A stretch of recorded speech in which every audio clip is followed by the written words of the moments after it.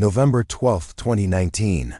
When Sarah Mitchell collapsed on the porch of the old Hawthorne Ranch, her face was bruised beyond recognition, and she hadn't eaten in 3 days. The rancher who opened that door had every reason to turn her away. A stranger this broken could only mean trouble. But what he did instead would save her life in ways neither of them could have imagined. So why would a man with nothing to gain risk everything for someone the rest of the world had already given up on? Before we jump back in, tell us where you're tuning in from. And if this story touches you, make sure you're subscribed, because tomorrow, I've saved something extra special for you. The gravel crunched under Sarah Mitchell's bare feet as she stumbled down the long driveway.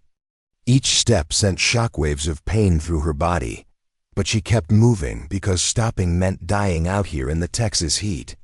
Her left eye was swollen shut, and dried blood caked the corner of her mouth.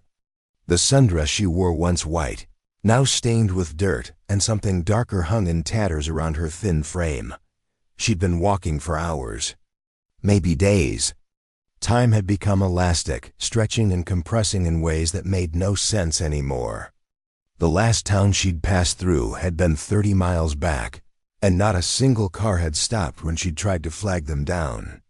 People looked away. They always looked away. The ranch house appeared like a mirage through the heat waves rising from the asphalt. Single-story, weathered wood siding the color of dried wheat, with a wrap-around porch that sagged slightly on the eastern corner. It wasn't much, but it had a roof and walls. And right now that was everything. Sarah's legs gave out on the third porch step. She caught herself on the railing, her hands leaving smears of blood and dirt on the white paint. For a moment, she considered just lying down right there, letting the sun finish what Marcus had started 3 nights ago in that motel room outside of Amarillo. But somewhere deep inside, beneath the layers of trauma and exhaustion, a small voice insisted she wasn't done yet. She raised her fist and knocked. The sound was pathetic, barely audible even to her own ears. She knocked again, harder this time, and the effort made her vision swim. The porch tilted sideways, and she grabbed for the doorframe, her fingernails scraping against wood. Inside, she heard footsteps. Heavy boots on hardwood floors, moving slowly, cautiously. The door opened a crack, and a man's face appeared in the gap. He was older, mid-60s, maybe with silver hair cropped close to his skull, and eyes the color of weathered denim. A 3-day stubble covered his jaw, and he wore a faded flannel shirt rolled up to his elbows. "Help," Sarah whispered. It was the only word she could manage. The man's eyes widened as he took in her appearance. His hand tightened on the door, and for one terrible moment, Sarah thought he was going to close it.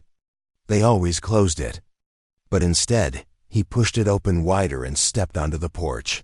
"Jesus Christ," he breathed. "What happened to you?" Sarah tried to answer, but her knees buckled. The man moved fast for someone his age, catching her before she hit the porch floor. His arms were surprisingly strong, and he lifted her like she weighed nothing at all. "I've got you," he said, his voice rough but steady. "I've got you." He carried her inside, kicking the door shut behind him with his boot. The house was cool and dim after the brutal sunlight, and Sarah's good eye struggled to adjust. She caught glimpses of worn furniture, family photos on the walls, a kitchen visible through an open doorway. The man laid her on a leather couch that creaked under her weight. Up close, she could see the deep lines around his eyes and mouth, the kind that came from squinting into too many sunrises and carrying burdens that never quite went away. "My name's Frank Hawthorne," he said, already moving toward the kitchen. "Don't try to talk. Just rest." He returned moments later with a glass of water and a damp cloth. Sarah's hands shook so badly she couldn't hold the glass, so Frank supported the back of her head and tilted it to her lips. The water was cold and clean, and she drank too fast, coughing and sputtering. "Easy now," Frank said, pulling the glass back. "Small sips. Your body's in shock." He pressed the cloth gently against her face, wiping away the worst of the blood and dirt. His touch was surprisingly tender, and Sarah found herself flinching not from pain, but from the unfamiliarity of gentleness. When was the last time someone had touched her without wanting something in return? "I'm calling an ambulance," Frank said, reaching for the phone on the side table. "No." The word burst from Sarah's throat, loud and desperate. She tried to sit up, panic flooding her system. "No hospitals. No police, please." Frank's hand hovered over the phone. "Ma'am, you need medical attention. Whoever did this to you, he'll find me." Sarah's voice cracked. "He always finds me. Please, I just need somewhere to rest for a few hours. Then I'll go. I promise I'll go." Frank studied her face for a long moment. Sarah could see him weighing options, calculating risks. She'd seen that look before, usually right before doors closed in her face or police officers told her there was nothing they could do without evidence, without witnesses, without proof that she wasn't just some junkie looking for sympathy. But Frank did something unexpected. He set the phone down. "All right," he said quietly. "No ambulance. But I'm cleaning those wounds, and you're eating something. After that, we'll figure out the rest."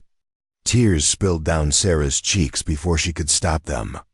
She couldn't remember the last time she'd cried. Marcus had beaten that reflex out of her months ago, but now they came in hot, silent streams that burned her raw skin. Frank didn't comment on the tears.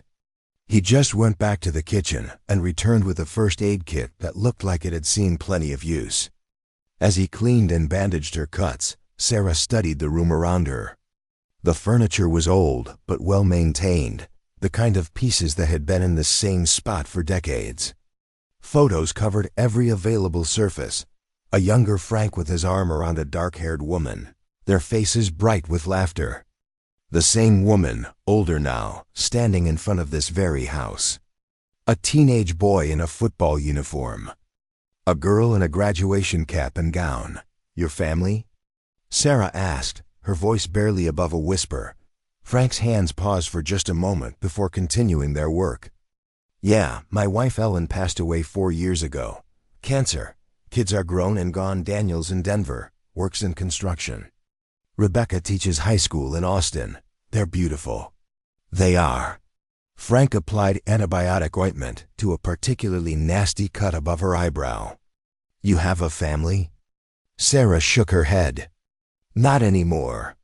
My mom died when I was 16. Never knew my dad. Foster care after that, and then..." She trailed off. How did you explain the series of small disasters that had led her to Marcus? The dropped scholarship because she'd taken too many shifts at Walmart to pay rent. The eviction. The friend who'd introduced her to her boyfriend at a bar in El Paso.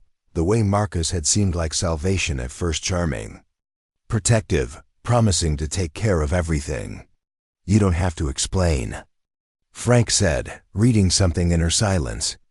"Not yet." He finished bandaging her wounds and sat back, assessing his work. Sarah knew she must still look terrible, but at least the bleeding had stopped. "When's the last time you ate?" Frank asked. Sarah tried to remember. 2 days? Maybe 3? Frank nodded like this confirmed something. "Stay put. I'm making you something." He disappeared into the kitchen, and Sarah heard the sounds of cabinets opening, a refrigerator door, pans clanging. The normalcy of it was almost surreal. Just hours ago, she'd been hiding in a gas station bathroom, waiting for Marcus to drive away so she could slip out and start walking. She'd stolen a bottle of water and a bag of chips, shoving them in her dress before the attendant could notice. That had been her breakfast. Now she was lying on a stranger's couch, bandaged and safe, while he cooked her a meal. It was too good to be true. Sarah's survival instincts screamed at her to get up, to leave before Frank's kindness revealed its price. Because there was always a price. Marcus had taught her that. Her foster parents had taught her that. Life had taught her that. But her body refused to move. Exhaustion pressed down on her like a physical weight, and her eyelids grew heavy despite her best efforts to stay alert. "Scrambled eggs and toast," Frank announced, returning with a plate. "Not fancy, but it's protein and carbs. Your body needs fuel." The smell hit Sarah like a freight train. Her stomach cramped so violently she gasped. Frank set the plate on the coffee table and helped her sit up, propping pillows behind her back. "Eat slow," he warned. "Too fast and you'll just throw it up." Sarah tried to follow his advice, but the first bite of eggs was so good she nearly sobbed. She shoveled the food into her mouth, barely chewing, her body screaming for sustenance after days of deprivation. True to Frank's warning, her stomach rebelled halfway through. She barely made it to the bathroom before she threw up everything she'd just eaten. She knelt on the cold tile floor, retching and crying, convinced Frank would tell her to leave now, to take her drama somewhere else. But when she finally stumbled back to the living room, Frank was waiting with a fresh glass of water and a gentler expression. "Second try," he said, handing her a piece of plain toast. "Just this. Nothing else for now. Let your stomach remember how to work." Sarah nibbled the toast, taking tiny bites that dissolved on her tongue. This time, her body accepted the offering. She finished the whole piece, and Frank nodded approvingly. "Better. You can have more in an hour." Sarah curled up on the couch, pulling an Afghan over her shoulders despite the warm afternoon. Frank settled into a recliner across from her, and for several minutes, neither of them spoke. "You don't have to tell me everything," Frank finally said. "But I need to know if someone's going to come looking for you. If this ranch is about to become a crime scene." Sarah wrapped the Afghan tighter around herself.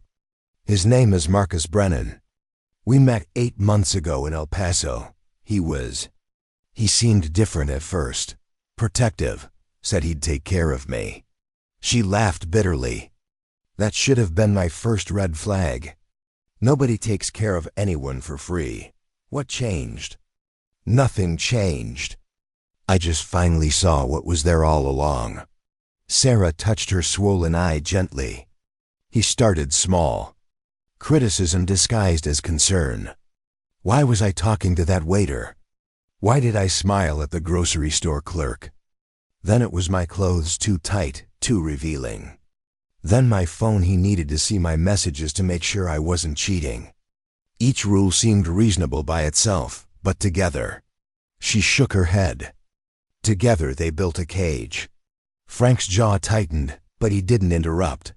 3 nights ago, we were at a motel outside Amarillo. He'd been drinking, which always made things worse. I'd talked to a guy at the gas station that morning, just asked for directions, and Marcus saw it through the window. Sarah's voice dropped to barely a whisper. "He beat me worse than he ever had before. Told me if I ever looked at another man again, he'd kill me. Said nobody would care, nobody would even notice I was gone. But you ran." He passed out drunk. I took $40 from his wallet and walked out the door. Didn't even take my shoes, he'd hidden them so I couldn't leave. Just walked barefoot down the highway until I found your ranch." Frank was quiet for a long moment, processing this. "Does he know where you are?" "No. I made sure to stay off the main roads." "But Marcus," Sarah's voice caught. "He's obsessive. He'll look for me. Maybe not today or tomorrow, but eventually." "Well," Frank said, standing up slowly, "that's a problem for tomorrow. Right now you need rest. There's a guest room upstairs, first door on the left. Clean sheets, door locks from the inside. You can stay there tonight." Sarah stared at him. "Why are you doing this?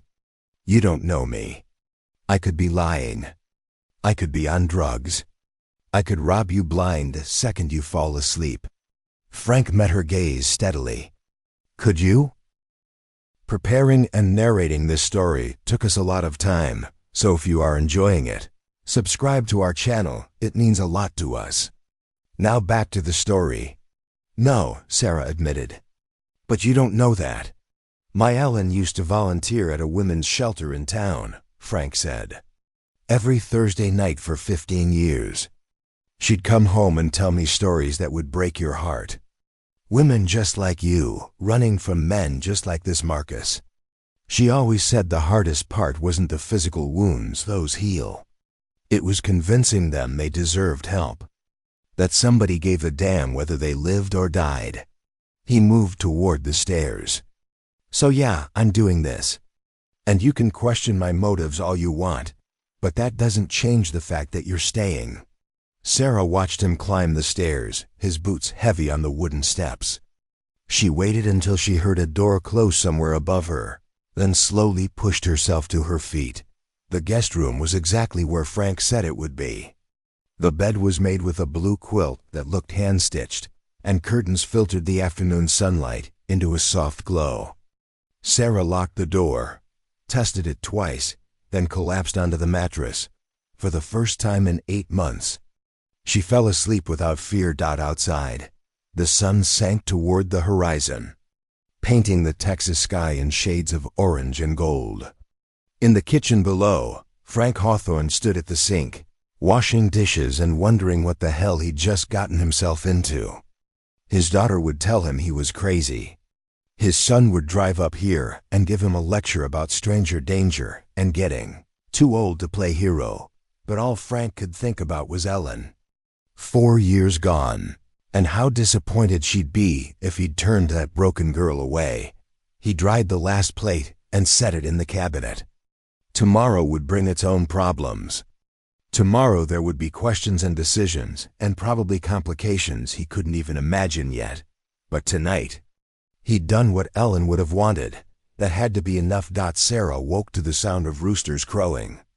For a disorienting moment, she didn't know where she was. Her body tensed, ready for Marcus's hand to grip her shoulder, his voice to demand why she wasn't already making coffee. But the bed beneath her was soft. The room smelled like lavender instead of cigarette smoke, and sunlight streamed through unfamiliar curtains. The ranch. Frank Hawthorne. Safety. She sat up slowly, every muscle in her body screaming in protest. The beating had been 3 days ago, but her body was only now processing the full extent of the damage. Her ribs ached with each breath, and when she touched her face, the swelling around her eye had somehow gotten worse overnight. A knock on the door made her flinch. "You awake in there?" Frank's voice came through the wood. "Breakfast is ready if you're hungry." Sarah pulled the quilt around her shoulders like armor. "I'll be down in a minute." She caught sight of herself in the mirror above the dresser and almost looked away. The woman staring back was unrecognizable. Purple and yellow bruises bloomed across her cheekbone. Her split lip had scabbed over, and her hair hung in greasy tangles around her face. She looked exactly like what she was, a victim. The bathroom down the hall had everything she needed, towels stacked neatly on a shelf. Unused toiletries still in their packages, as if Frank kept the space ready for unexpected guests. Sarah turned on the shower, testing the water temperature with her hand. Before stepping under the spray, the hot water stung her wounds but felt glorious anyway. She stood there for 10 minutes, watching the dirt and blood swirl down the drain, wondering how many showers it would take before she felt clean again. When she finally emerged, wrapped in a towel that smelled like fabric softener, she found clothes folded on the bathroom counter, a pair of women's sweatpants and an oversized t-shirt. They were too big, clearly meant for someone taller and broader. But they were clean and soft, and Sarah pulled them on gratefully. Ellen's clothes, probably. The thought should have made her uncomfortable, but instead it felt like a gift from a stranger who understood. Frank was at the stove when Sarah made it downstairs, flipping pancakes with practiced ease. The kitchen was warm and bright, morning sun streaming through windows that overlooked acres of pasture land. In the distance, Sarah could see cattle grazing, dark shapes against golden grass. "Coffee?" Frank asked without turning around. "Please." He poured her a mug and gestured to the small table by the window. Sarah sat, wrapping her hands around the cup, letting the warmth seep into her palms. Frank slid a plate in front of her, 3 pancakes, 2 strips of bacon, a handful of fresh strawberries. "I can't eat all this," Sarah said. "Eat what you can. Rest goes in the fridge." Frank sat across from her with his own plate. "How'd you sleep?" "Better than I have in months." Sarah cut into a pancake, taking a small bite. Her stomach accepted it, without rebellion this time. "Thank you for the clothes. Ellen would have wanted you to have them. She was about your height, maybe a bit wider in the shoulders.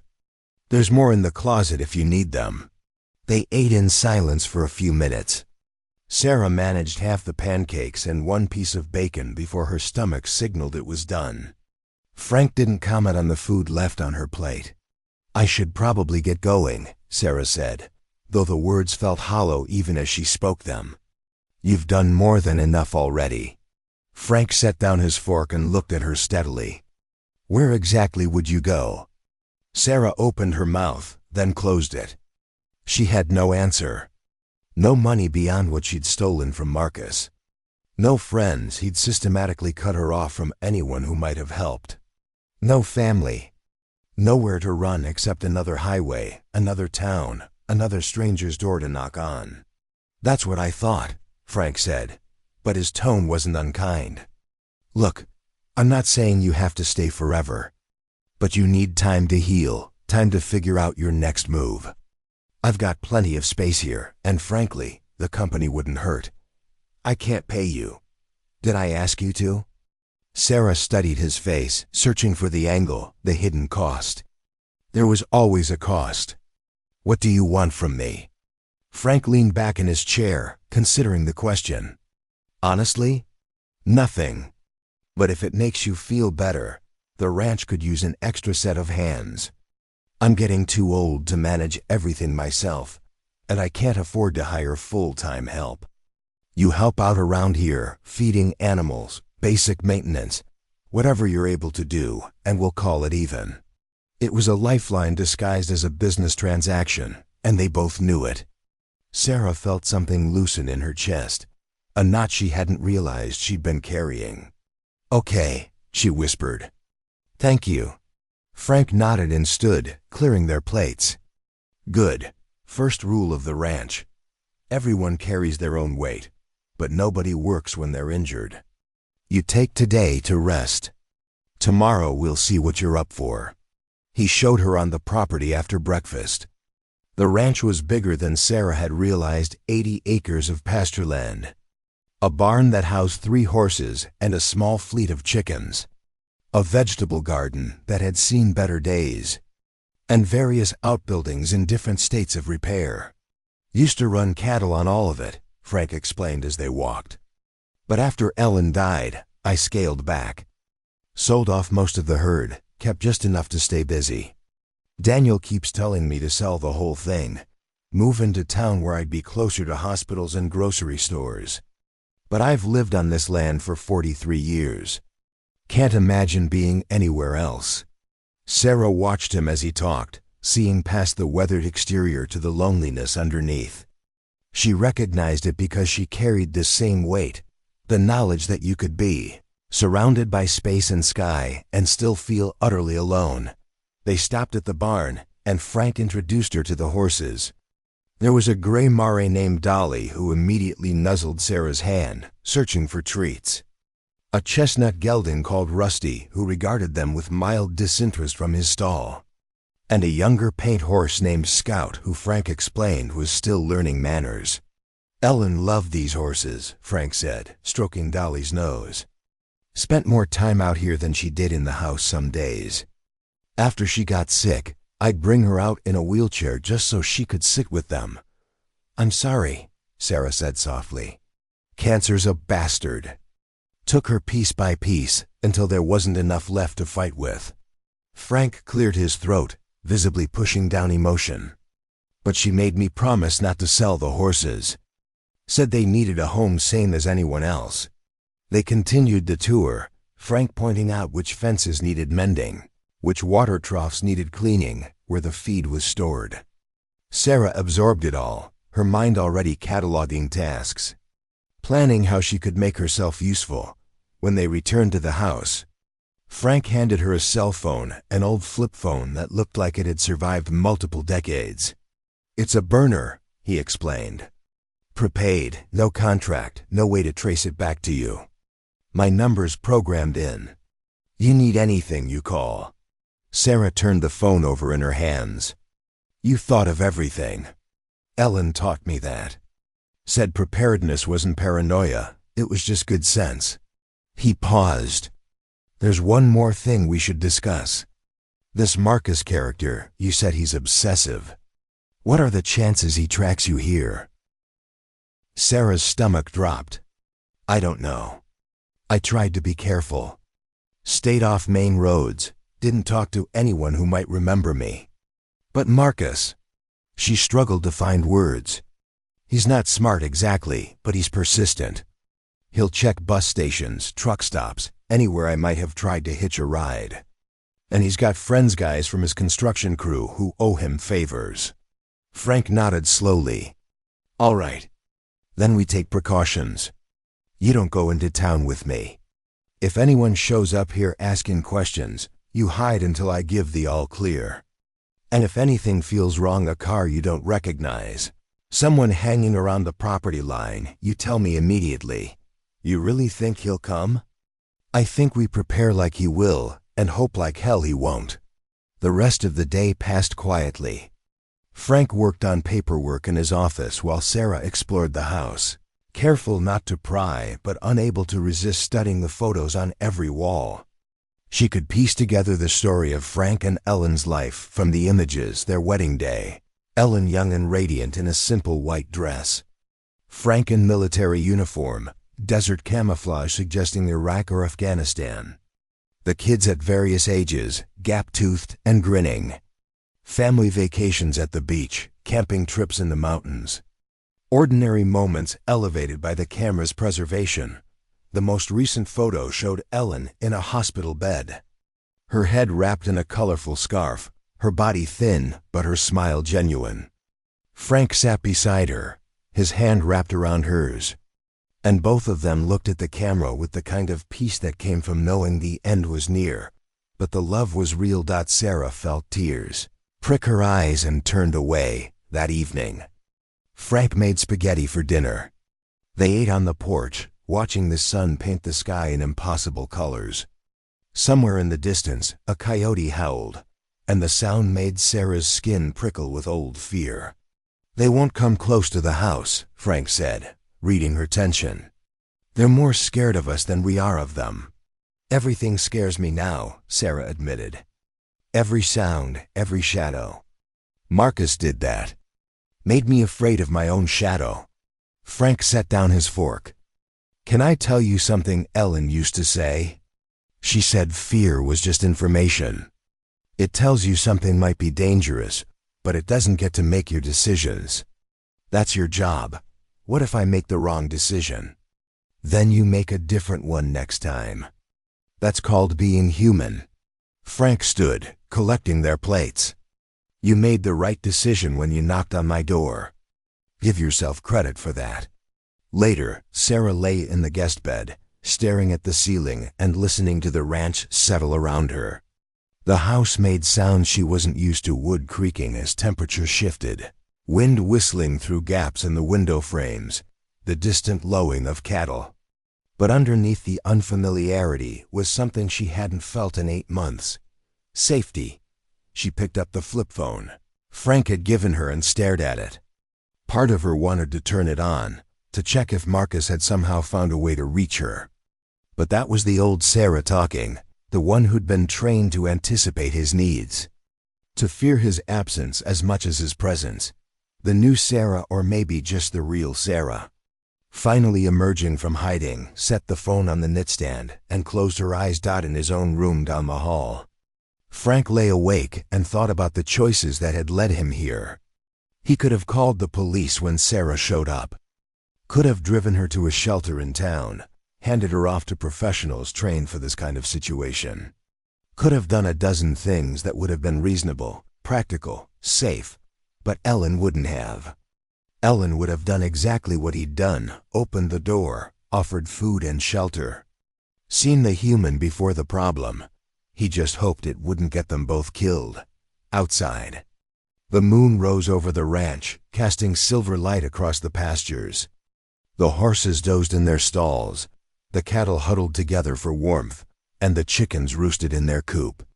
Everything was peaceful for now, but in a motel room 200 miles away, Marcus Brennan sat on a stained mattress, studying a map of Texas and calling in favors. He'd already checked 3 towns, shown Sarah's photo to a dozen gas station attendants and truck stop waitresses. Someone had seen her. Someone always saw her. It was only a matter of time before he found her. And when he did, she'd learn what happened to women who tried to leave Marcus Brennan. He traced a finger along Highway 84, following the route west from Amarillo. Somewhere along this line, his Sarah was hiding. Somewhere along this line, she was waiting for him to bring her home.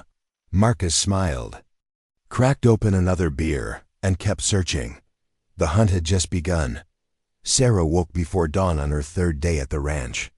Not from nightmares this time, but from the sound of Frank's boots on the stairs and the smell of coffee drifting up from the kitchen. Her body still ached, but the sharp edge of pain had dulled to something manageable. She dressed in another borrowed outfit, jeans this time, with a belt cinched tight to keep them from sliding off her hips, and made her way downstairs. Frank looked up from his mug, surprise flickering across his face. "You're up early. You said yesterday I could start helping out." Sarah poured herself coffee, adding sugar until it was almost sickeningly sweet. "I'm ready." Frank studied her for a moment, then nodded. "All right. But we start small. I'm not having you collapse on me because you pushed too hard too soon." The morning air was crisp and cool, that perfect temperature before the Texas heat became oppressive. Frank led her to the chicken coop first, a weathered structure near the barn that housed about 24 hens and one aggressive rooster that Frank called Napoleon. "Eggs first, then fresh water and feed," Frank explained, demonstrating how to reach under the hens without getting pecked. "Napoleon's all bluster. He'll puff up and crow, but he won't actually attack unless you corner him." Sarah approached the first nesting box hesitantly. The hen inside regarded her with one beady eye, then shifted to reveal 3 brown eggs nestled in the straw. Sarah reached in slowly, half expecting the bird to attack, but the hen just clucked softly and settled back down. The eggs were warm in her palm, smooth and perfect. Something about that simple warmth proof of life, of nature doing what it had done for millennia, made Sarah's throat tight with unexpected emotion. "Good," Frank said. "Keep going." They collected 24 eggs total, which Frank said was normal for this time of year. Sarah helped him change the water in the coop and scattered feed while the chickens swarmed around their feet. Napoleon kept his distance, watching them with suspicious eyes, but never made good on his threatening displays. Next came the horses. Frank showed Sarah how to measure out their grain, how to check the water troughs for algae or debris, how to hang fresh hay nets in each stall. Dolly nickered softly when Sarah approached, and Sarah found herself stroking the mare's soft nose, feeling something in her chest unclench slightly. "She likes you," Frank observed. "Ellen always said horses could sense good people. I'm not sure I qualify. Horse seems to think you do. I'll trust her judgment over yours." They worked together in comfortable silence, Frank handling the heavier tasks while Sarah did what she could. Her ribs protested when she lifted the water buckets, and she had to stop twice to catch her breath, but she pushed through. The work felt good, purposeful. Each completed task was a small victory, proof that she could still be useful, still contribute something to the world. By the time they finished, the sun had fully risen, and Sarah's shirt was damp with sweat. Frank handed her a bottle of water from the cooler in the barn, and they sat on hay bales, drinking and watching dust motes dance in the sunlight. "You did good today," Frank said. "Better than most first-timers." "I grew up in Oklahoma," Sarah replied. "Not on a ranch, but rural enough. My mom worked at a veterinary clinic, and I used to help her sometimes. That was before ... quotes she trailed off. Before what? Before she got sick. Brain aneurysm. One day she was fine, the next she was gone. I was 16. No other family, so I went into the system. Sarah picked at the hay beneath her. Bounced around foster homes for 2 years, until I aged out. Got a job at Walmart, saved enough for community college. I was going to be a veterinary technician, like my mom. Had a scholarship and everything. What happened? Life happened. Rent went up. Hours got cut. I had to choose between keeping my apartment and staying in school. Sarah laughed bitterly. I chose the apartment. Seemed like the practical decision at the time. Dropped out, picked up more shifts, told myself I'd go back eventually. But eventually never came.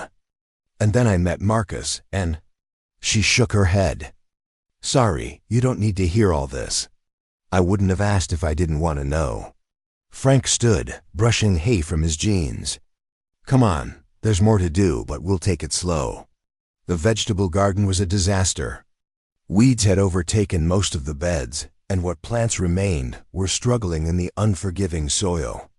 Frank admitted he'd let it go after Ellen died. She'd been the gardener, and he'd never quite managed to maintain it without her.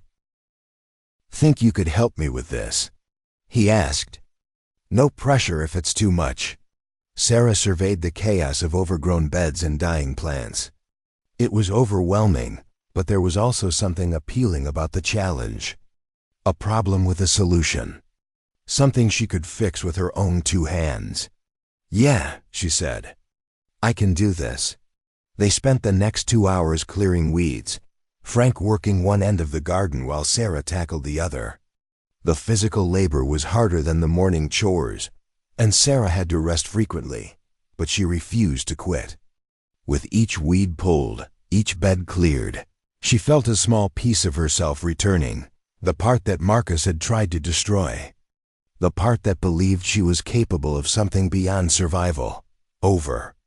Lunch sandwiches eaten on the porch while they watched clouds build on the horizon. Frank asked about her. Plans. I don't have any, Sarah admitted. I've been so focused on just getting away from Marcus that I haven't thought past that. You'll need identification eventually. Driver's license, social security card. Can't get a real job without them. Sarah's stomach sank. Marcus has all of that. He took my documents months ago, said it was for safekeeping. I don't even know where he keeps them. Frank was quiet for a moment, thinking. There are ways to get replacements. Takes time and some paperwork, but it can be done. I've got a friend in town, Louise Chun, who volunteers with a legal aid clinic. She helps women in situations like yours navigate the system. No judgment, no questions she doesn't need to ask. You've really thought about this. Ellen would have thought about it. I'm just following her playbook. Frank finished his sandwich and stood. But that's for later. Right now you focus on healing.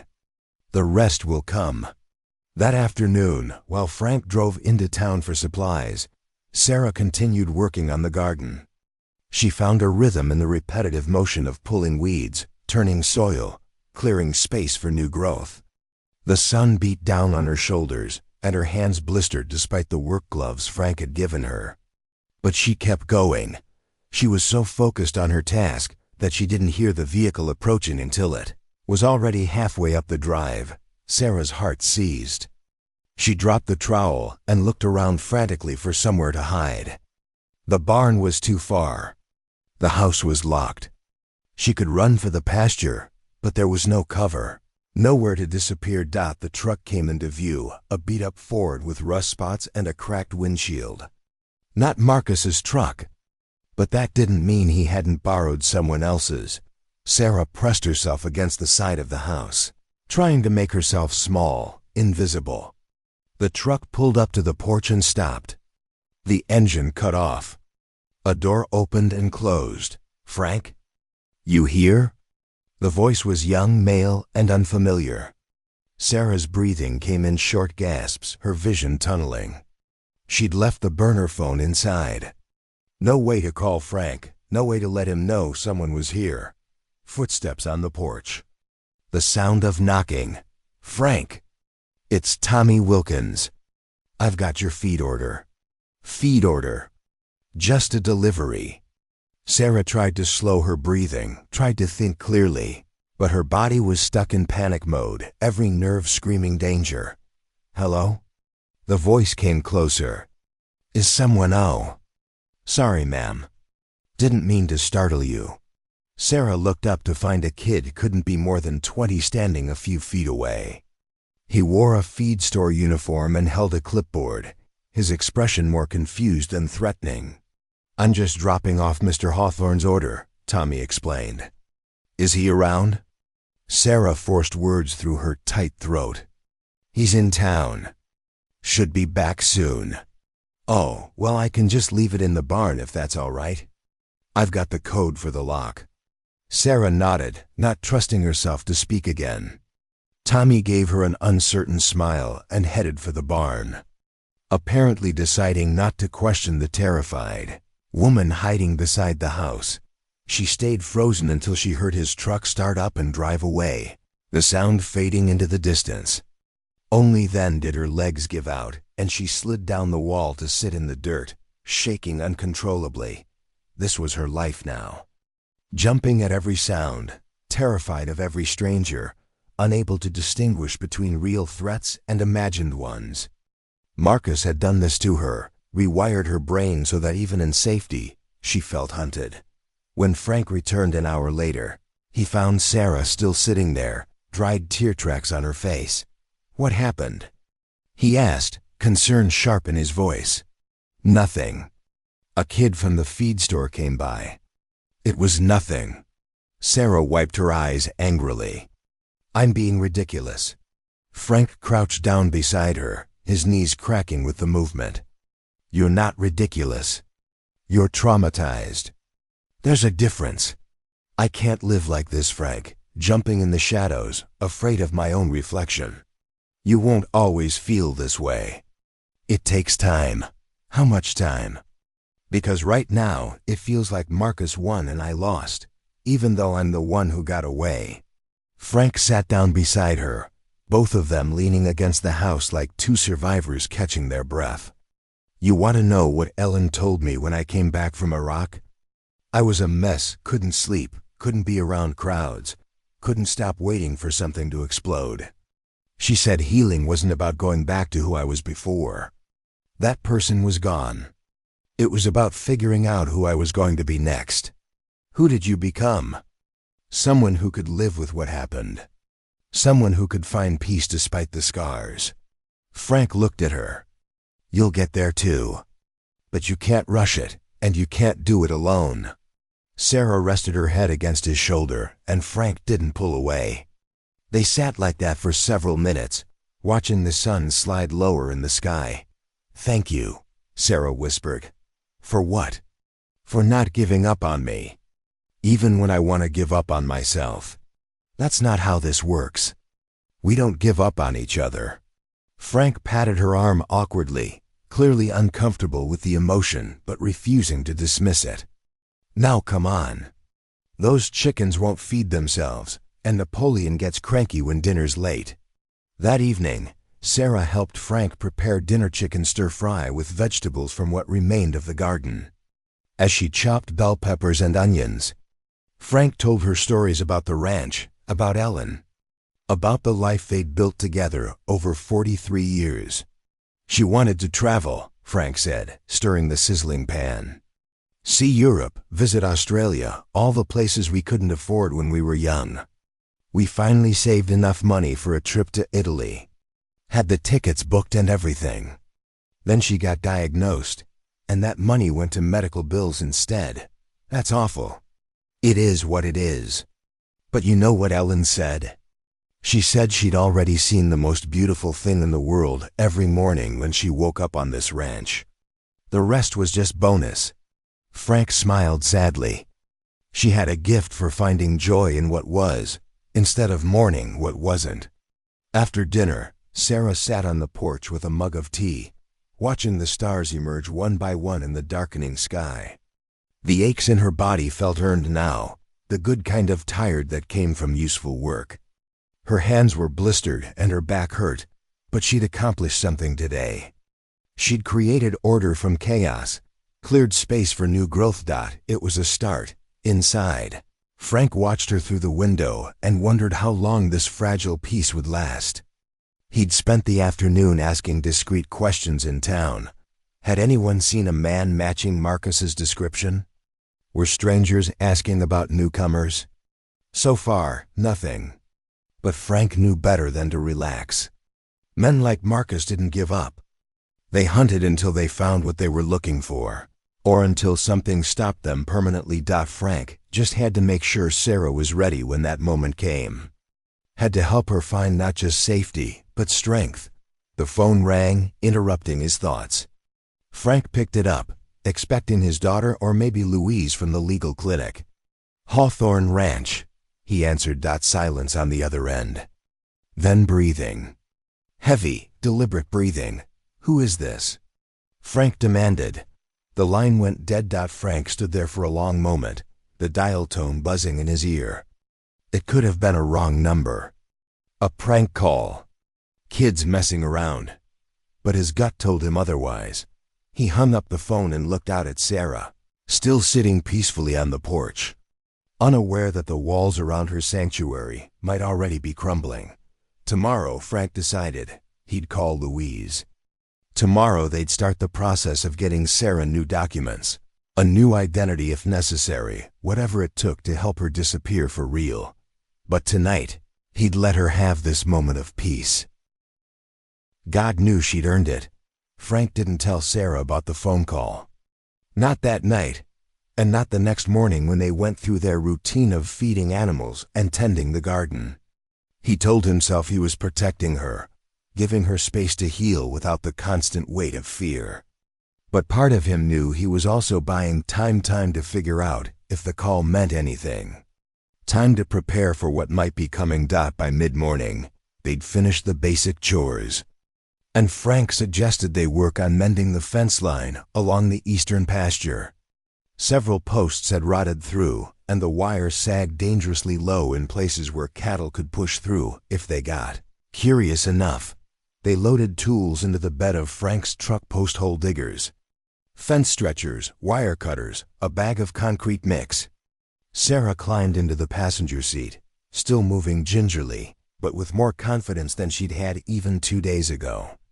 Her face was healing, the swelling around her eye finally receding enough that she could open it fully. The drive across the property took them past the main herd. About 30 head of cattle grazing peacefully in the morning sun. Frank pointed out the fence damage as they approached 3 posts leaning at dangerous angles. Wire hanging loose like broken guitar strings. This section borders the Henderson property, Frank explained as they unloaded the truck. Old man Henderson died last year, and his kids can't agree on what to do with the land. It's been sitting empty, which means no one's maintaining their side of the fence either. They worked in tandem. Frank showing Sarah how to dig out the old posts and set new ones. How to mix concrete to the right consistency. How to stretch wire tight enough to hold, but not so tight it would snap in the wind. The work was physically demanding, and Sarah had to rest frequently, but she was learning. More importantly, she was present, fully engaged in the task, instead of constantly looking over her shoulder. "You're a natural at this," Frank said as Sarah successfully stretched a section of wire. "Sure you never worked on a ranch before?" "Pretty sure I'd remember." Sarah wiped sweat from her forehead, leaving a streak of dirt across her temple. "But it feels good. Using my hands for something constructive instead of—" She trailed off, her expression darkening. Instead of what? Sarah was quiet for a moment, deciding how much to share. "Marcus used to criticize everything I did. The way I cooked, the way I cleaned, how I folded his shirts. Nothing was ever right. After a while, I stopped trying to do anything well because I knew he'd find fault anyway." She secured the wire to the post with steady hands. "This is different. The fence doesn't care about my technique. It either holds or it doesn't. There's no emotional manipulation in honest work." Frank nodded slowly. Ellen used to say the same thing. That's why she loved the garden so much. Seeds don't play mind games. You plant them, water them, and they either grow or they don't. Simple cause and effect. They finished the section they'd been working on and moved to the next damaged post. As Frank dug out the rotted wood, Sarah noticed something glinting in the grass near the fence line. She walked over and picked it up, a crushed beer can, the label faded by sun and weather. "That's weird," she said, holding it up. "This looks recent." Frank took the can from her, his expression shifting from relaxed to alert in an instant. He scanned the area, looking for other signs of intrusion. Could be hunters passing through. Sometimes they cut through properties without permission. But Sarah saw the tension in his shoulders, the way his eyes kept returning to the road visible in the distance. "You don't think it's hunters?" Frank set the can in the truck bed. "I think we should finish up here and head back to the house." "Frank, what's going on?" He looked at her for a long moment, clearly debating how much to tell her. Finally, he sighed. "Got a phone call last night. After you went to bed. Someone on the other end, but they didn't say anything. Just breathed into the phone and hung up." Sarah's stomach dropped. "Why didn't you tell me?" "Because it might have been nothing. Wrong number, kids pranking." Frank pulled off his work gloves. "But combined with this ... He gestured at the beer can. "I don't like it. It's Marcus." Sarah's voice came out flat, certain. "He's found me. You don't know that." "Yes, I do.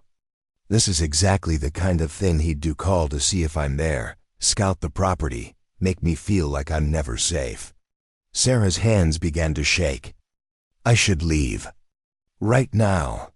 If he knows I'm here, he'll come and I won't let him hurt you because of me."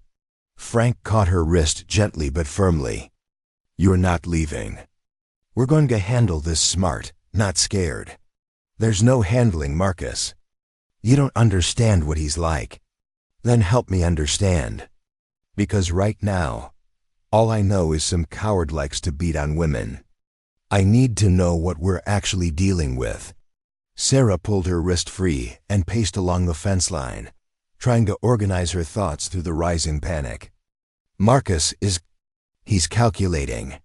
He doesn't just explode in anger, he plans. He'll watch and wait until he knows your routine, your weak points. Then he strikes when you're most vulnerable." She turned back to Frank.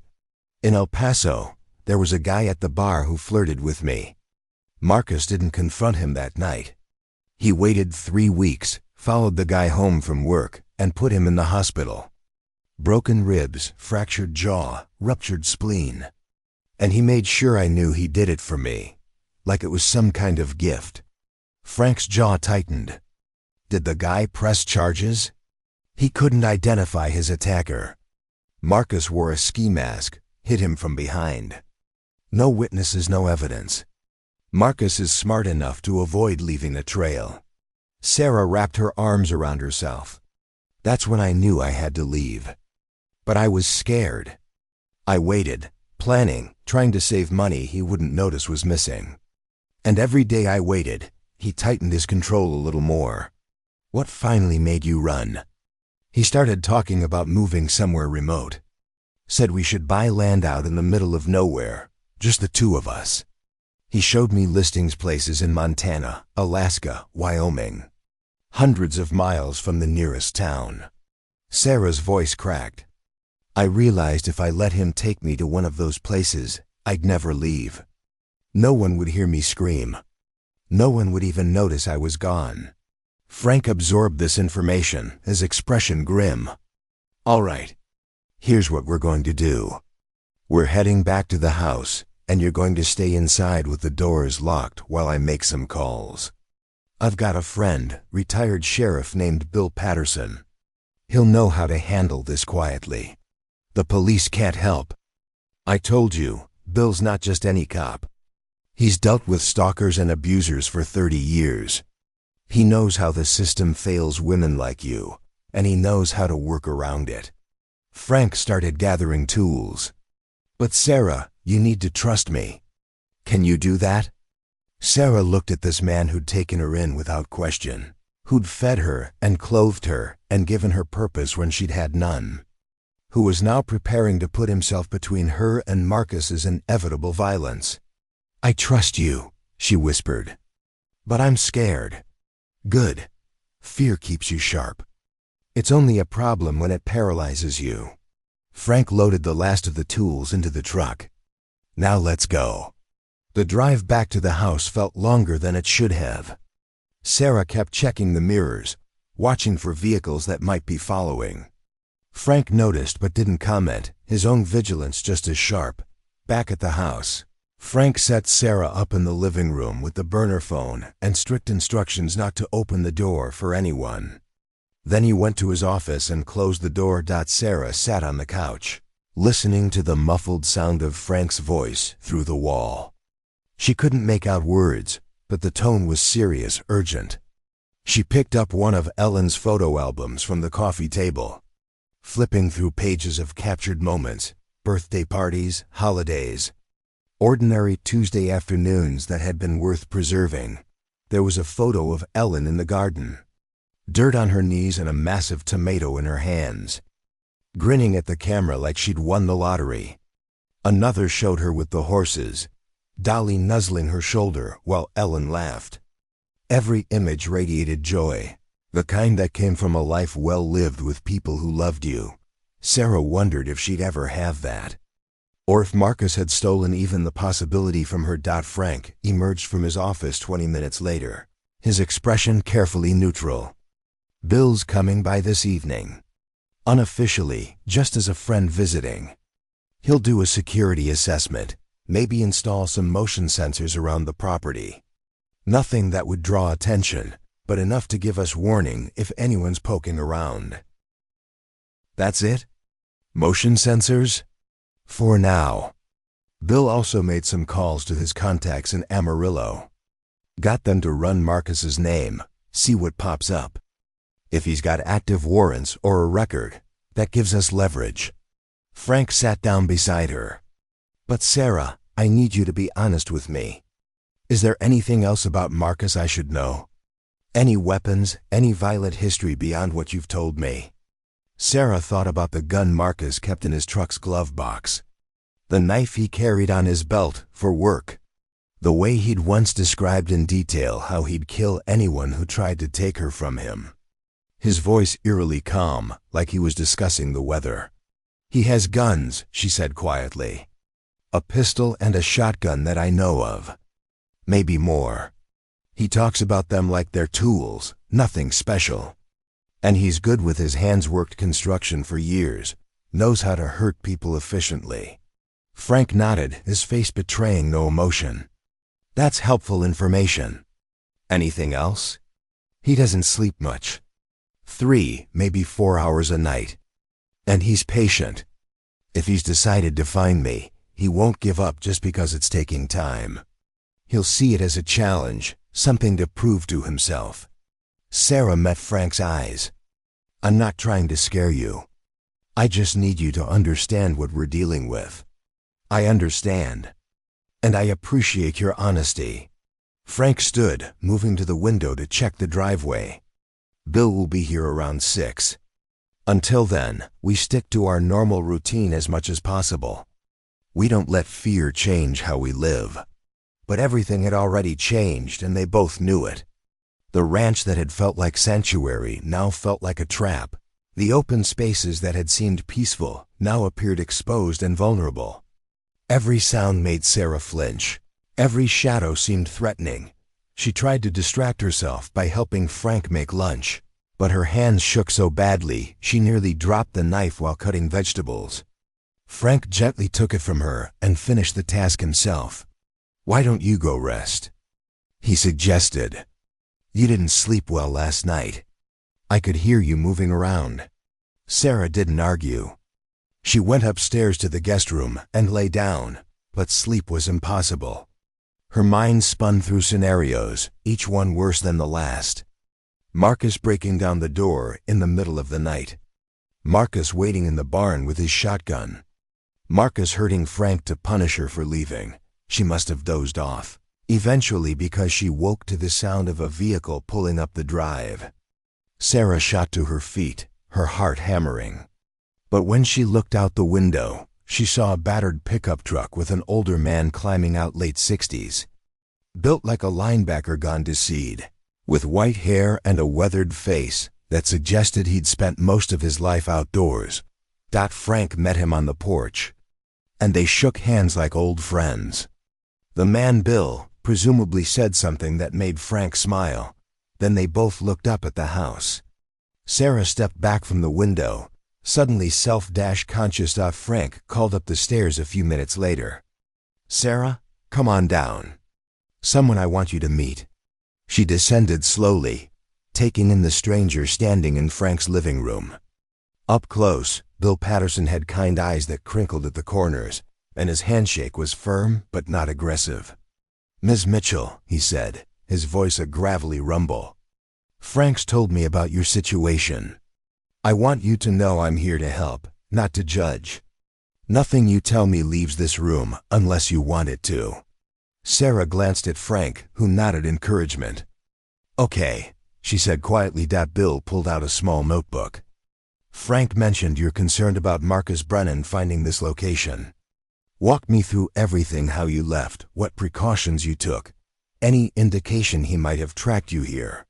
For the next hour, Sarah recounted the entire story.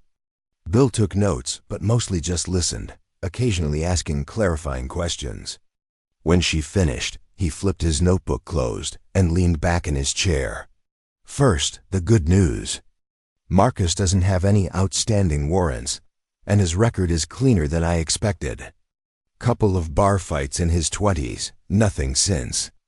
That tells me he's either reformed or gotten better at not getting caught." "It's the second one," Sarah said. "I figured. The bad news is that it makes him harder to deal with through official channels." "But," Bill held up a hand before Sarah could protest, "that doesn't mean we're helpless. It just means we have to be creative." He pulled out a folder and spread several photos across the coffee table. They showed the ranch from various angles: the house, the barn, the main access road, blind spots in the property line. "I drove the perimeter before coming up to the house," Bill explained. "Frank's got good natural barriers. Open fields make it hard to approach unnoticed during the day. But at night, someone could get pretty close before the motion lights would catch them. We'll want to add sensors here, and here." He pointed to specific locations in the photos. "Cameras too, if you're willing to invest, Frank." "Whatever it takes," Frank said without hesitation. "Good. I can have the equipment delivered tomorrow, installed by tomorrow night. We'll set it up so any movement triggers an alert to both your phones." Bill turned to Sarah. "I also made some calls about protective orders.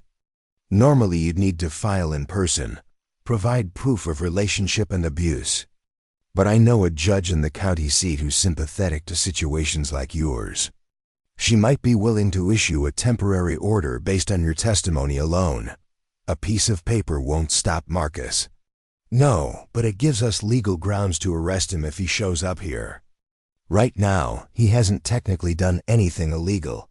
You're an adult who left voluntarily. But with a protective order, his mere presence becomes a crime." Bill's expression hardened. "And I've got friends on the force in Amarillo who'd be happy to make his life difficult if he starts asking around about you." Sarah felt something shift inside her, not quite hope. "But maybe it's distant cousin. You really think this could work?" "I think we stack the deck as much as possible in your favor, and then we wait. Marcus might never find this place. But if he does, we'll be ready." Bill stood, gathering his photos. "One more thing. I want you to learn how to shoot." Sarah recoiled. "What? No, I can't." "Yes, you can.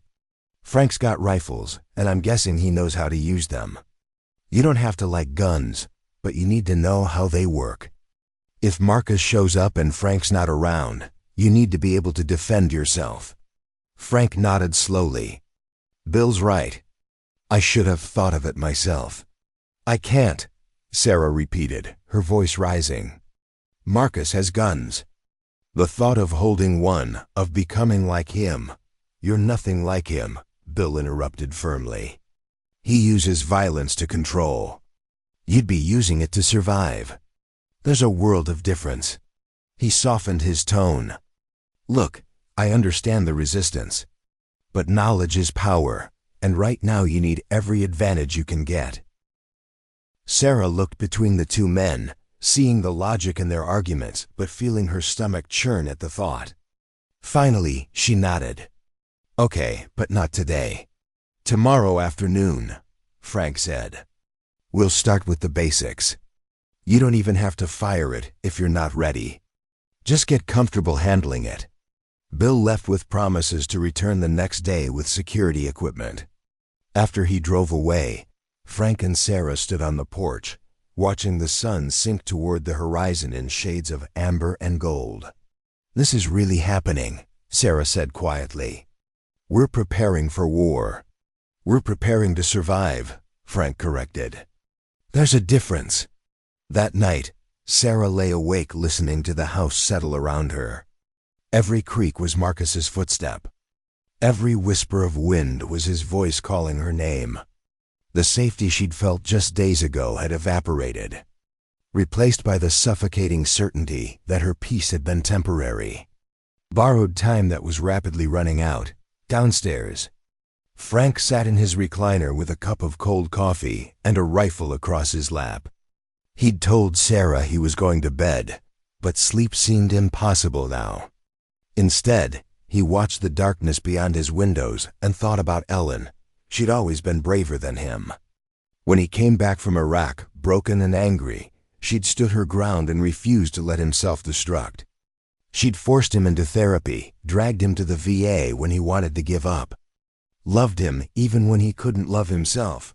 Now he had a chance to do the same for someone else, to be the person Ellen had been for him. He just hoped he was strong enough to see it through. Outside, miles away. But getting closer, Marcus Brennan sat in a truck stop parking lot, studying a map and eating cold French fries. He'd spent the day driving back roads, showing Sarah's photo to anyone who'd look at it. Most people ignored him, but one woman at a gas station had paused, her eyes narrowing in recognition. Maybe, she'd said. Saw a girl who looked kinda like that, couple days ago. Walking west on Route 84. Looked rough, you know. Like she'd been through something. West on Route 84, that narrowed it down. Marcus traced the route with his finger, eliminating towns too large, focusing on rural areas where someone could disappear. Ranch country. Lots of old men living alone with more land than sense. He crumpled the French fries container and tossed it out the window. Tomorrow he'd drive 84, stop at every ranch, every farm, every isolated house until he found her. Sarah thought she could run. She thought distance and time would keep her safe. She was about to learn how wrong she was. The morning came too quickly. Sarah had managed maybe 2 hours of fitful sleep before giving up and watching the dawn break through her window. She showered and dressed mechanically, her mind already spinning with dread about what Frank had planned for the afternoon. Guns. He wanted to teach her about guns. The irony wasn't lost on her. For 8 months, she'd lived in fear of Marcus's weapons, flinching every time he cleaned his pistol at the kitchen table or left his shotgun propped against the bedroom wall. Now she was supposed to willingly hold one, learn its weight and mechanism, become familiar with the very thing that had been used to terrorize her. Frank was already in the kitchen when she came downstairs, cooking eggs and bacon like it was any other morning. But Sarah noticed the rifle leaning against the wall near the back door, not hidden away in a cabinet but present, accessible, ready. Coffee's fresh, Frank said, nodding toward the pot. Bill's coming by around noon to install the sensors. Should take most of the afternoon. Sarah poured herself a cup, her hand steady despite the anxiety churning in her stomach. "And the shooting lesson?" "After, if you're up for it." "No pressure." Frank plated the eggs and set them on the table. "But I think you'll feel better once you know what you're dealing with. Fear of the unknown is always worse than fear of something you understand." They ate in companionable silence, both processing their own thoughts. Through the window, Sarah could see the cattle grazing peacefully, oblivious to the human drama unfolding around them. She envied their simplicity: eat, sleep, exist without the burden of anticipation. Bill arrived exactly at noon, his truck bed loaded with equipment. He had a younger man with him this time, introduced as his nephew Derek, who worked as an electrician and knew his way around security systems. "Derek's trustworthy," Bill assured them as they unloaded boxes. "He's done installations for 3 women's shelters in the county. Knows how to be discreet." Derek was quiet, efficient, and asked no questions beyond the technical requirements. While he and Bill worked on mounting cameras and running wiring, Sarah helped Frank with the afternoon chores. The routine was comforting: feed the chickens, check the horses, water the garden. Simple tasks with predictable outcomes. But even in these familiar activities, Sarah found herself hyper-aware of the property's vulnerabilities. The barn had too many entrances. The garden was too far from the house. The tree line along the western border offered too much cover for someone approaching unseen. "You're thinking like prey," Frank observed as they filled water troughs. "I can see it in how you move, how you scan the horizon every few seconds. Isn't that what I am?" "Not anymore. Prey runs and hides. We're done running. Now you learn to be the predator." Frank's tone was matter-of-fact, like he was discussing crop rotation. "Marcus spent 8 months training you to be afraid. We're going to spend however long training you to be dangerous." The word hung between them. Dangerous. Sarah had never thought of herself that way. She'd always been the one who needed protecting, who couldn't fight back, who survived by making herself small and invisible. "I don't know if I can be that person," Sarah admitted. "You already are. You just don't know it yet." Frank finished filling the trough and straightened, wiping his hands on his jeans. "You survived Marcus. You walked barefoot down a highway in 100-degree heat. You knocked on a stranger's door with a face full of bruises and asked for help. That takes a kind of strength most people never have to find." He met her eyes. "Now we're just adding tools to what you already have." By 4 o'clock, Bill and Derek had finished the installation. Cameras covered every approach to the house. Motion sensors bracketed the property line. And both Frank's phone and the burner phone now received instant alerts whenever movement triggered the system. Bill walked them through the interface, showing how to check camera feeds, how to distinguish between deer and human-sized threats, how to silence false alarms from cattle wandering too close to sensors. "The cameras have night vision," Bill explained, pulling up footage on Frank's laptop. "And they're recording continuously to a cloud server. Even if someone smashes them, the footage is already backed up." He handed Sarah a small device that looked like a car key fob. "This is a panic button. You press it, and it sends an alert to both Frank and me, along with your GPS coordinates. Keep it on you at all times." Sarah clipped it to her belt loop, the small weight of it somehow reassuring. Derek packed up his tools while Bill did a final perimeter check. When they returned to the house, Bill's expression was serious. "You're as secure as I can make you without building a fortress," he said. "But Sarah, I need you to understand, if Marcus is determined enough, motivated enough, these are just obstacles. They'll slow him down, give you warning, but they won't stop him. I know, which is why the next part is crucial." Bill glanced at Frank. "You ready for this?" Frank nodded and disappeared into his office, returning with a locked case. He set it on the dining table and opened it, revealing 3 rifles nestled in foam padding. He selected the smallest, a .22 caliber with a wooden stock worn smooth from years of use. This was Ellen's, Frank said, handling it with obvious reverence. She used it for varmints coyotes getting too close to the chickens, rattlesnakes in the garden. It's light, low recoil, accurate. Good gun to learn on.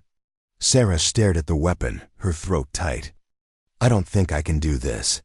You don't have to shoot it today, Bill said gently. Just hold it. Get used to the weight. Frank held the rifle out to her. Sarah's hands trembled as she reached for it, her fingers barely making contact with the wood before she jerked back. He used to point his gun at me, she whispered. When he was drunk and angry, he'd put it against my head and ask me if I wanted to die. Said he could make it look like suicide, that nobody would care enough to investigate.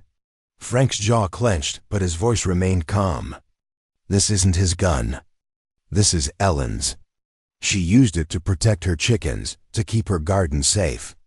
There's no violence in this weapon that wasn't in defense of something she loved. Sarah forced herself to reach out again, this time letting her fingers close around the stock. The wood was cool and solid, heavier than she expected, but not uncomfortable. Frank showed her how to hold it properly, how to check if it was loaded, how to engage and disengage the safety. Rule 1, Frank said.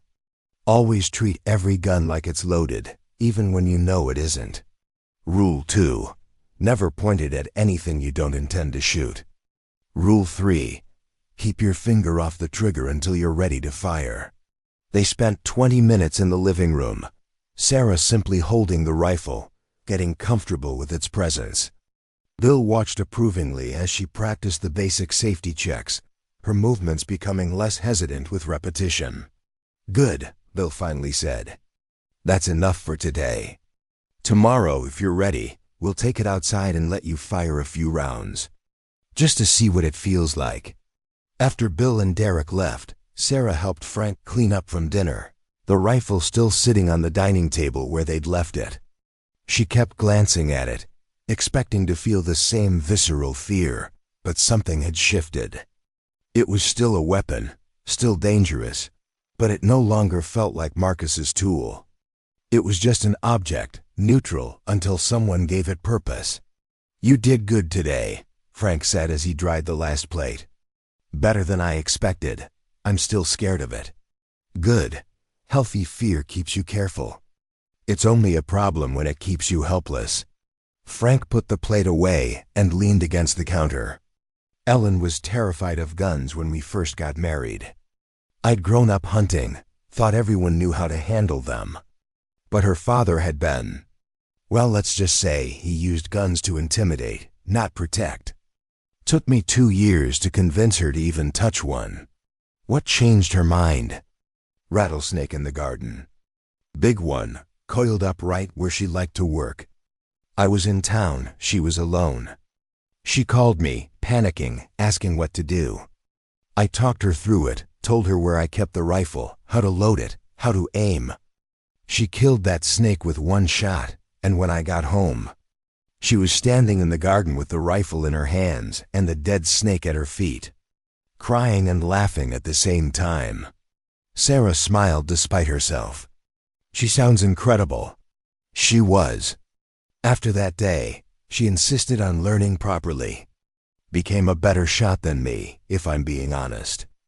Used to joke that she kept me around for my cooking, not my protection. Frank's expression sobered. Point is, fear is just a feeling. What you do with it, that's what defines you. That night, Sarah dreamed of Marcus. But for the first time, the dream didn't end with her cowering or running. Instead, she stood her ground in a field she didn't recognize. Ellen's rifle in her hands, and when Marcus approached with his usual swagger and threats, she didn't flinch. She woke before the dream's resolution. But the feeling stayed with her, not confidence. Exactly, but something closer to possibility. The sense that maybe, just maybe, she wasn't as powerless as she'd believed. The next morning brought rain, a steady downpour that turned the ranch roads to mud and kept them housebound. Frank used the time to show Sarah the rest of his security measures, reinforced locks on all the doors, Bars on the basement windows. A safe room in the back of his closet that could be locked from the inside. Built it after Ellen died, Frank admitted. Seemed excessive at the time, but I kept having nightmares about home invasions. Figured it couldn't hurt to be prepared. They tested the camera system, walking the property line while Sarah monitored the feeds from inside. She could see herself clearly on every screen, watch Frank's progress from multiple angles. When he deliberately approached from the blind spot near the barn, sensors triggered immediately, the alert pinging on both phones. "It works," Sarah said when Frank returned, dripping wet. "I could see you the whole time." "Good, now you try. Take a walk, see if you can find any gaps in coverage." Sarah pulled on a rain slicker and stepped outside, immediately soaked despite the protection. She walked the perimeter slowly, testing different approaches, trying to think like Marcus. Where would he park his truck where it wouldn't be seen? How would he approach to avoid the cameras? What time of day offered the most cover? She found two potential vulnerabilities: a drainage ditch on the southern edge where someone could crawl close before triggering sensors, and a spot near the main road where overgrown bushes created a small blind spot. She marked both locations on her phone and reported back to Frank. "Smart," he said approvingly. "We'll add sensors to both spots this afternoon. You're thinking tactically now. That's progress." After lunch, the rain cleared enough for Frank to set up a makeshift shooting range behind the barn. He placed tin cans on fence posts at varying distances, then walked Sarah through the basics of marksmanship: stance, breathing, sight alignment, trigger control. "Don't try to fight the recoil," Frank instructed as Sarah raised the rifle for the first time. "Let it happen, roll with it. Fighting it just throws off your aim." Sarah's first shot went wide, the can sitting untouched on its post. Her second shot wasn't much better, but the third clipped the edge of the can, sending it spinning. And something fierce sparked in Sarah's chest. "Again," she said. And Frank handed her another round dot. By the time they finished, Sarah had hit 6 out of 15 cans. Not impressive by any standard, but improvement from where she'd started. More importantly, the fear had diminished. The rifle was just a tool, mechanical and predictable. Point, breathe, squeeze, simple. "You're a natural," Frank said as they walked back to the house. And Sarah almost believed him.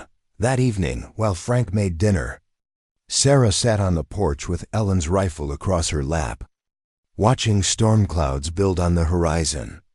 The panic button was clipped to her belt, the burner phone in her pocket, the security system active. She was as prepared as she could be, but in the back of her mind, a timer was counting down to an inevitable confrontation. Marcus was out there, getting closer, and all the preparation in the world wouldn't change the fundamental truth. Eventually, they would face each other again. The only question was whether Sarah would still be the terrified woman who'd knocked on Frank's door, or someone new. Someone who'd learned that survival wasn't about making yourself small. It was about making yourself dangerous. 70 miles away, Marcus sat in a diner, eating meatloaf and studying his map. He'd eliminated 3 more towns today, shown Sarah's photo to 24 people. Most hadn't seen her. But a ranch hand outside, Briscoe, had paused, scratching his jaw thoughtfully. "Might have seen her," the man said. "Or someone like her. At the feed store last week. Didn't talk to her or nothing, but she looked out of place. Too nervous, you know." Briscoe. Small town, lots of ranches. Easy to disappear if you found the right place to hide. Marcus circled it on his map and ordered pie. He'd start there tomorrow, work his way through every property within a 20-mile radius. Sarah thought she was safe. She thought some old man with a ranch could protect her. She was about to learn that nothing, and no one could keep her from Marcus Brennan. He paid his tab and walked out into the gathering dark, whistling tunelessly, already planning his approach. The hunt was almost over. 3 days passed without incident. 3 days where Sarah fell into a routine that felt almost normal mornings with the animals. Afternoons working the garden or mending fence. Evenings practicing with the rifle until her shoulder ached and her hands smelled like gunpowder. Frank said she was improving, hitting targets more consistently, her stance more confident. But Sarah knew the difference between shooting at tin cans and facing down a man who'd promised to kill her. On the 4th morning, Frank suggested they drive into town for supplies. Sarah's immediate reaction was panic, the thought of leaving the ranch's relative safety, of being exposed in public where Marcus could spot her. Made her stomach clench. "We can't hide forever," Frank said gently. "And you need clothes that actually fit, not Ellen's hand-me-downs." Plus, Louise Chun called. "She's got paperwork started for your replacement documents. Needs you to sign some forms." Sarah looked down at the jeans she'd cinched with a belt, the shirt that hung loose on her frame. Frank was right. She couldn't live in borrowed clothes forever, couldn't hide on this ranch like it was a prison instead of a sanctuary. "Okay," she agreed, her voice steadier than she felt. "But I'm bringing the panic button. Wouldn't have it any other way." They took Frank's truck, the rifle hidden in a locked compartment behind the seat. Sarah wore a baseball cap pulled low, sunglasses despite the overcast sky. Every vehicle they passed made her heart race. Every stranger's face was Marcus until proven otherwise. The town of Briscoe was smaller than Sarah expected. One main street with a feed store, a diner, a combination gas station, and convenience mart, and a handful of other businesses that looked like they'd been there since the town's founding. Frank parked in front of a small office with Legal Aid Clinic painted on the window. Louise Chun was waiting inside, a petite woman in her 50s with sharp eyes and a warm smile. Her office was cluttered with files and coffee cups, the walls covered with photos of grateful clients and their families. "You must be Sarah," Louise said, shaking her hand firmly. "Frank's told me about your situation. I want you to know everything we discuss here is confidential. Nothing leaves this room without your permission." Sarah spent the next hour filling out forms, recounting her story again, providing what little documentation she had. Louise took notes, asked pointed questions about Sarah's relationship with Marcus, the timeline of abuse, whether there were any witnesses or evidence. "The protective order will take a few days to process," Louise explained. "But I'm optimistic. Judge Morrison has a track record of siding with victims in cases like yours. In the meantime, I'm filing for emergency replacement documents, birth certificate, social security card. It'll take longer without the originals, but we'll get there." "How long?" 6 to 8 weeks, maybe less if we're lucky. Once you have those, you can apply for a driver's license, open a bank account, start rebuilding." Louise's expression softened. "I know it feels overwhelming now, but you're doing everything right. You got out, you found help, you're taking steps to protect yourself. That's more than many women manage." Sarah wanted to believe her, but the paperwork felt like wishful thinking. Documents and court orders meant nothing if Marcus found her first. After the legal clinic, Frank took her to a small thrift store where an elderly woman named Ruth presided over racks of donated clothing. Sarah picked out jeans that fit, t-shirts and sweaters, a sturdy pair of work boots. Ruth rang up the purchases with arthritic fingers, chatting about the weather and her grandson's upcoming wedding. Blessedly oblivious to Sarah's constant scanning of the street outside, they stopped at the diner for lunch, and Sarah forced herself to eat a burger even though her appetite had vanished. She sat with her back to the wall, watching the door, cataloging exits. An older couple sat at the counter, and a construction worker in a dirty shirt occupied a corner booth. None of them looked at her twice. "You're doing fine," Frank murmured over his coffee. "Breathe." Sarah realized she'd been holding her breath and exhaled shakily. "I feel like everyone's staring." "They're not. You're just another customer having lunch." Frank took a bite of his sandwich. This gets easier with practice. But as they were paying the bill, a man walked through the diner door that made Sarah freeze. Tall, broad-shouldered, with dark hair and a confidence that bordered on arrogance. For one terrible second, she thought it was Marcus. Then the man turned, and she saw a stranger's face, softer features, kinder eyes. Nothing like the monster she'd fled. Frank noticed her reaction and placed a steadying hand on her shoulder. "Let's go." They drove back to the ranch in silence, Sarah's hands clenched in her lap. She'd thought she was getting stronger, more capable. But one glimpse of someone who vaguely resembled Marcus had reduced her to a trembling mess. "Don't beat yourself up," Frank said as they pulled into the driveway. "Healing isn't linear. You'll have good days and setbacks. What matters is you keep moving forward." That afternoon, Sarah threw herself into physical work, mucking out stalls until sweat soaked through her new shirt. The mindless labor helped, the rhythm of shovel and wheelbarrow drowning out her spiraling thoughts. Dolly watched her with patient eyes, occasionally nickering as if offering encouragement. "You think I'm crazy, don't you?" Sarah asked the mare, leaning against the stall door. Jumping in the shadows, seeing threats everywhere. Dolly just huffed and returned to her hay, unbothered by human drama. That evening, Frank suggested target practice again. Sarah's hands were steadier this time, her shots more accurate. She hit 12 out of 20 targets, and when Frank congratulated her, she felt a flicker of genuine pride. "You're ready," Frank said as they cleaned the rifle together. "Not for a championship, but to defend yourself if it comes to that. I don't know if I could actually shoot a person. Even Marcus. You won't know until you're in that moment. But having the option, knowing you're capable, that changes the equation. You're not helpless anymore." Bill stopped by that night with updates. His contacts in Amarillo confirmed that Marcus had been asking questions, showing Sarah's photo around. He'd worked his way west along Highway 84, exactly as they'd predicted. "He's smart," Bill admitted, spreading a map on the kitchen table. "Avoiding main roads, hitting small towns where people remember strangers. He's been to Clarendon and Silverton already. Briscoe's next on the logical route." Sarah's blood went cold.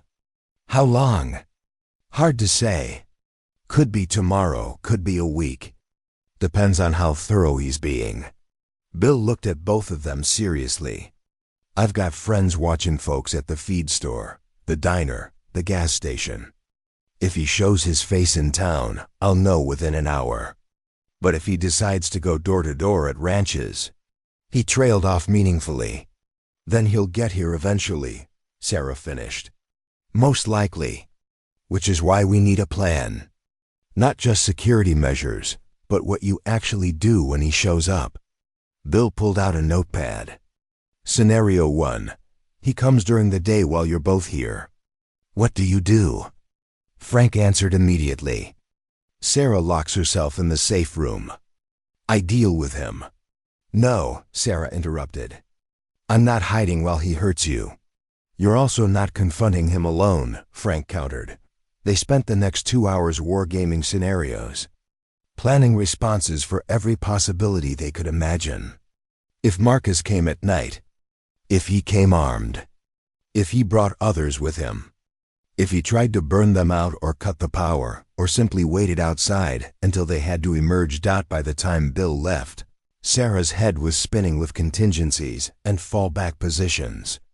The ranch that had felt like a sanctuary now felt like a battlefield waiting to happen. That night, Sarah couldn't sleep. She lay in bed listening to the house settle, the security system's occasional chirp as nocturnal animals triggered sensors. Around midnight, she gave up and went downstairs, finding Frank in his recliner with a book. "Can't sleep either?" he asked, marking his page. "Too many thoughts." Sarah curled up on the couch, pulling an Afghan over her legs.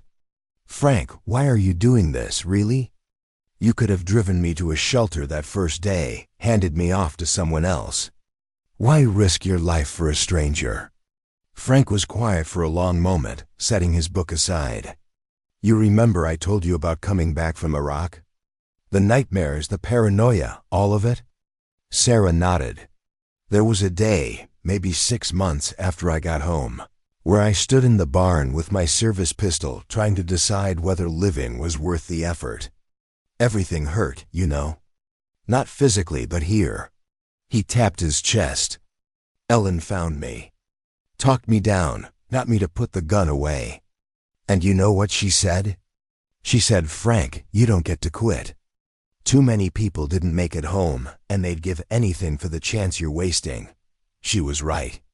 I owed it to the guys who didn't come back to at least try living. I'm sorry. I didn't know it was that bad. Most people didn't. That was the point. I hid it well. But Ellen saw through me. Forced me to get help, stood by me through the therapy and the medication and all the ugly parts of healing. Frank met her eyes. When you knocked on my door, beaten and desperate, I saw Ellen's opportunity to pay forward what she'd given me. Maybe that's selfish. Maybe I'm doing this as much for me as for you. But either way, you're not a stranger anymore, Sarah. You're family. And we protect family.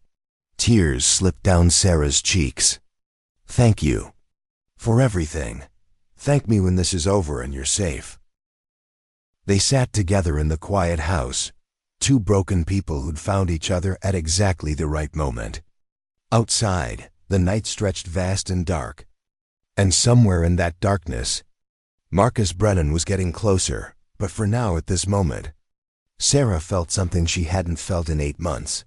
She felt like she belonged somewhere, and maybe, just maybe, that was worth fighting for. The call came at 2 in the afternoon on a Tuesday.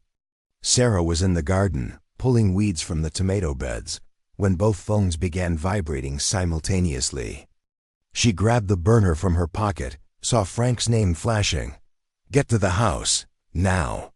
His voice was tight, controlled. "Don't run. Walk normally. He's watching." Sarah's blood turned to ice. She stood slowly, casually brushing dirt from her jeans, and turned toward the house. That's when she saw the truck parked on the road beyond the property line, a dark blue Chevy she recognized instantly. Marcus was leaning against the driver's side door, arms crossed, watching her with that familiar predatory patience, even from 100 yards away. She could feel his eyes on her. She walked to the house, every step measured, refusing to give him the satisfaction of seeing her panic. Frank met her at the door, the rifle already in his hands. "He's been there for 10 minutes, Frank said, guiding her inside. "Just watching. Bill's on his way, but he's 20 minutes out." Sarah moved to the window, staying to the side where she could see without being seen. Marcus hadn't moved. He stood there like a statue, his message clear. "I found you. I'm here. And I'm not leaving. What do we do?" Sarah's voice came out steadier than she felt. "We wait. He's on public property right now, hasn't trespassed, hasn't threatened anyone. The second he crosses onto our land, we're within our rights to defend it." Frank checked his phone. "But Sarah, I need you to be honest.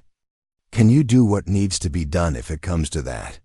Sarah thought about the last 8 months. The bruises and broken promises. The way Marcus had systematically dismantled her sense of self until she barely recognized her own reflection.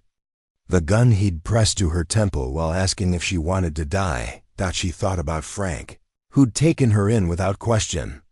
About Ellen's rifle, its weight now familiar in her hands. About the person she'd been before Marcus and the person she was becoming after. "Yes," she said. "I can." 15 minutes passed. Marcus remained motionless, a deliberate psychological tactic Sarah recognized from their relationship. He'd wait until the tension became unbearable, until his target was so wound up they'd make a mistake. Then, casually, he pushed off from his truck and started walking toward the house.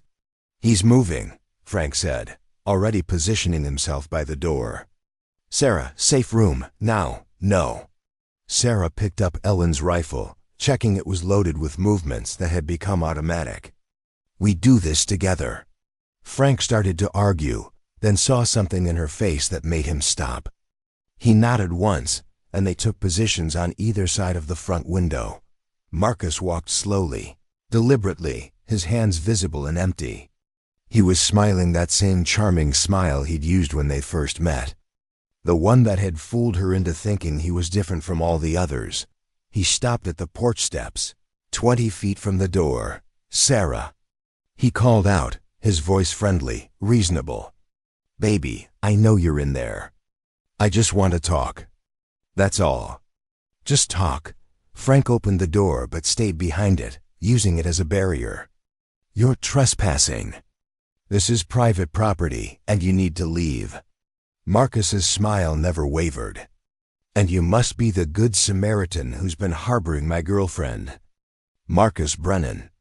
Appreciate you taking care of her, but I'm here to bring her home now. She's not your girlfriend, and she's not going anywhere with you." Frank's voice was granite. "You've got 10 seconds to get back in your truck and drive away. Or what? You'll shoot me? Come on, old man. We both know you're not going to do that." Marcus took a step closer. "Sarah and I had a misunderstanding, that's all. She got scared, ran off. But we've worked through worse, haven't we, baby? We always figure it out." Sarah stepped into view, the rifle raised to her shoulder, barrel pointed directly at Marcus's chest. "Stop moving." For the first time, Marcus's smile faltered. He looked at her, really looked at her, and Sarah saw the moment he realized. She wasn't the same woman who'd fled that motel room. Something in her eyes had changed, hardened into something he didn't recognize. "You're not going to shoot me," Marcus said, but there was uncertainty in his voice now. "You don't have it in you." "You spent 8 months teaching me to be afraid," Sarah said, her aim steady. "Turns out fear can go both directions. How does it feel?" Marcus's expression darkened, the charm evaporating like morning mist. This was the face Sarah knew better, cold, calculating, mean. "You think this old man can protect you? You think hiding on some ranch changes anything? I own you, Sarah. I will always own you. You can run to the end of the earth, and I will find you. That's a promise. She's not running anymore." Frank's voice cut through the tension. "And she doesn't belong to one. So here's how this plays out. You leave right now, or the sheriff arrives in about 5 minutes with a protective order that gives us legal grounds to have you arrested. Your choice." Marcus laughed, but it was ugly bitter. "A piece of paper? You think that scares me? I've been arrested before. Couple nights in county, then I'm out. And when I get out, ... He looked directly at Sarah. "You remember what I said I'd do if you ever tried to leave me. I meant every word." Sarah's finger tightened on the trigger, and for one breathless moment, she was ready to fire. Ready to end this threat permanently. Consequences be damned. But Frank's voice cut through her fury. "Don't. He's not worth it. You kill him now, you become what he tried to make you, someone who solves problems with violence. You're better than that." Marcus seized on the hesitation. "See, you can't do it. You're still the same weak little..." He didn't get to finish the sentence. Sarah shifted her aim and fired, the shot exploding through the afternoon quiet. The bullet struck the ground 6 inches from Marcus's left boot, kicking up dirt and gravel. "Next one's in your knee," Sarah said calmly. "Step after that, it's center mass. Keep testing me." Marcus froze, finally understanding that the woman in front of him was not bluffing. Behind him, they heard sirens approaching Bill Patterson's truck racing up the driveway, followed by a county sheriff's cruiser. Bill stepped out first, his own weapon drawn. "Marcus Brennan? I'm placing you under arrest for violation of a protective order, trespassing, and making terroristic threats." "What protective order?" "Nobody served me with anything." "Doesn't matter.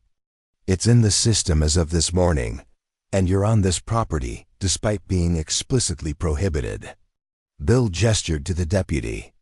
"Cuff him." Marcus struggled as they handcuffed him, spewing threats and obscenities. His eyes never left Sarah, promising retribution, swearing this wasn't over, but Sarah didn't flinch. She stood there with Ellen's rifle in her hands and Frank at her side, watching the man who'd haunted her nightmares get stuffed into the back of a patrol car. As they drove Marcus away, Bill approached the porch. That was either very brave or very stupid, letting him get that close. Maybe both, Frank admitted. Bill looked at Sarah. "You okay?" "No," Sarah said honestly. "But I will be." Bill nodded. "He'll make bail eventually. Probably within 48 hours. But the protective order is ironclad now, and he violated it in front of 3 witnesses, including a retired sheriff. Judge Morrison's going to throw the book at him, maybe buy you a few months while the case works through the system. And after that? After that, you keep being vigilant. You keep getting stronger. And eventually, men like Marcus move on to easier targets." Bill squeezed her shoulder. "You did good today. Lot of women in your position would have frozen or broken down. You stood your ground." After Bill left, Sarah and Frank sat on the porch, letting the adrenaline slowly drain from their systems. The sun was beginning its descent, painting the sky in those familiar gold and orange hues. "He'll come back," Sarah said quietly. "Maybe not right away, but eventually. Maybe, but you'll be ready. And you won't be alone." Frank stood, offering his hand. "Come on. Chickens need feeding, and Napoleon's probably staging a coup as we speak." Sarah took his hand and let him pull her to her feet. They walked together toward the barn, the evening routine beckoning like an anchor to normalcy. Over the following months, Sarah's life found its rhythm. The protective order held, and Marcus was sentenced to 6 months for violation, plus the original assault charges once. Louise Chun presented evidence Sarah had been collecting. Sarah got her replacement documents and opened a bank account under her maiden name. She took online courses toward that veterinary technician certification she'd abandoned years ago. Frank taught her to ride. And she spent long hours on Dolly's back, riding the perimeter of the property, feeling the wind in her hair and the sun on her face. The nightmares didn't stop entirely, but they became less frequent. Their grip on her loosening with each passing week. Louise introduced her to other survivors, women who'd escaped their own versions of Marcus. Sarah joined a support group, listening to their stories, sharing her own. For the first time, she understood she wasn't alone in this, that survival was a skill learned in community. Frank's children visited for Thanksgiving, and though they were wary at first, they eventually warmed to Sarah. Daniel taught her to change the oil in the truck. Rebecca shared stories about their mother. And Sarah realized she'd been given a gift, not just safety, but a family, 1 year after she'd knocked on Frank's door. Sarah stood in the garden she'd reclaimed from chaos, surrounded by thriving plants and the quiet peace of the ranch. The tomatoes were heavy on their vines, the squash sprawling like they owned the place. She'd done this transformed death into life, one handful of dirt at a time. Frank found her there, her hands deep in the soil, tears streaming down her face. "You all right?" he asked. "Yeah," Sarah said, and meant it. "I was just thinking about Ellen, wishing I could thank her." "You are thanking her. Every day you choose to keep living, keep growing. That's all she ever wanted for anyone." Frank crouched down beside her. "She'd be proud of you, you know." "I'm proud of you." Sarah wiped her eyes and smiled. "I'm proud of me too. Took a while to get here, but I made it." "Yes, you did." They worked together in comfortable silence, two souls who'd found each other in desperate circumstances and built something lasting. The ranch stretched around them, vast and open, no longer a hiding place but a home. Sarah had learned that kindness wasn't weakness, that asking for help was strength, that the person who knocked on a stranger's door, broken and desperate, could become someone who stood her ground and refused to be moved. She'd learned that healing wasn't about erasing the past, but about choosing what you'd build with the future, And most importantly, she'd learned that she'd never been as powerless as Marcus had convinced her she was.